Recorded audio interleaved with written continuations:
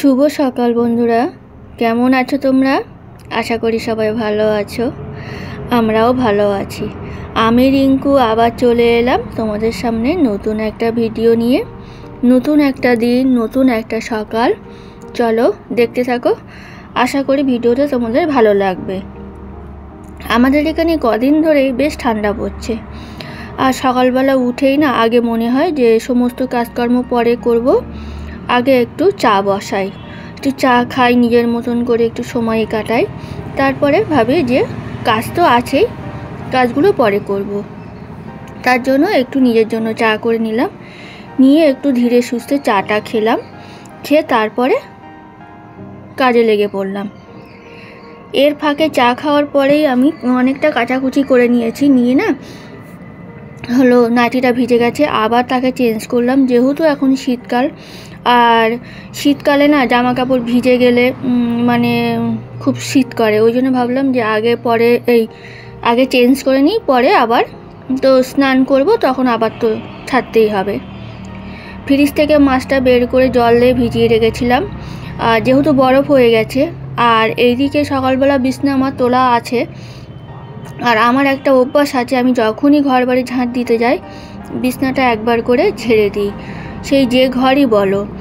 এটা আমার অভ্যাস, মানে বিছনাটা সবসময় টান টান থাকবে, দেখতে ভালো লাগবে, এটাই যেন আমার ভালো লাগে। আর ঘর বাড়ি সবসময় পরিষ্কার পরিচ্ছন্ন থাকবে, অগোছালো দেখলেই না কেমন একটা যেন লাগে আমার, ওই জন্য যতক্ষণ পারি গুছিয়ে রাখার চেষ্টা করি।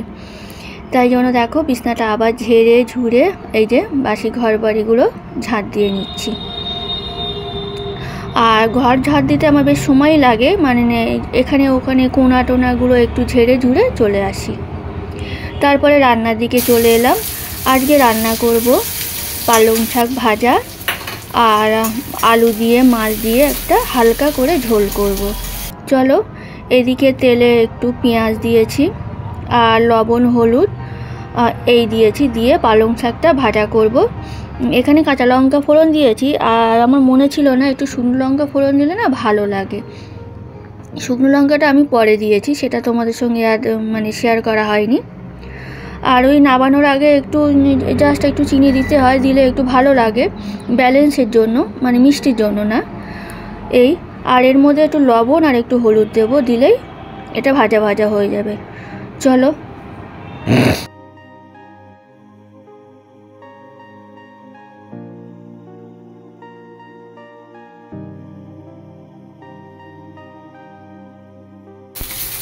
এই দেখো বন্ধুরা, পালং শাক ভাজা হয়ে গেছে।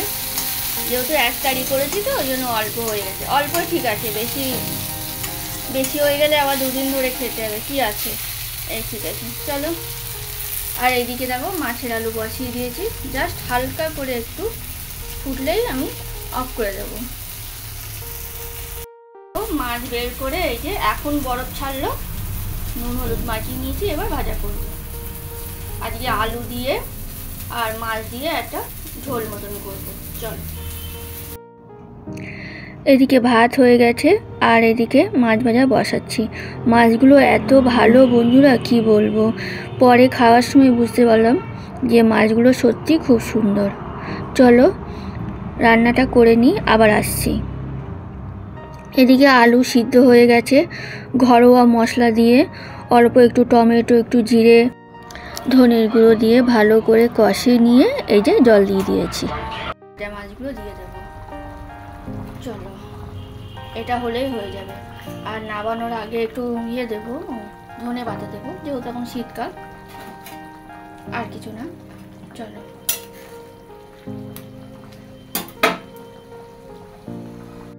এই যে দেখো বন্ধুরা, রান্না কমপ্লিট করে নিয়েছি। এই যে হালকা করে করেছি মাছের ঝোল, আর এই যে মাছ তুলে রেখেছি, আর এই যে হলো পালং শাক ভাজা। চলো,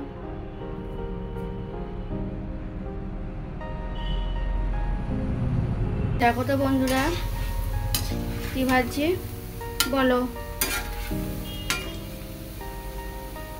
আর এই যে খানিকটা ভাজা এই যে করে রেখেছি, আর এইদিকে ভাজা চলছে। চলো ভেজে নিই, তারপরে আবার আসছি।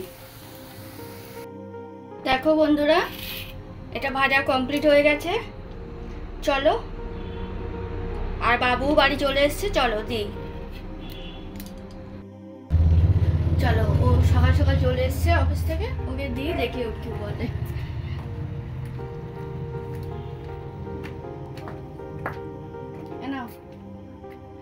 দেখো তো কেমন হয়েছে বলো। রাখি, দেখতে তো হেভি হয়েছে। খাও।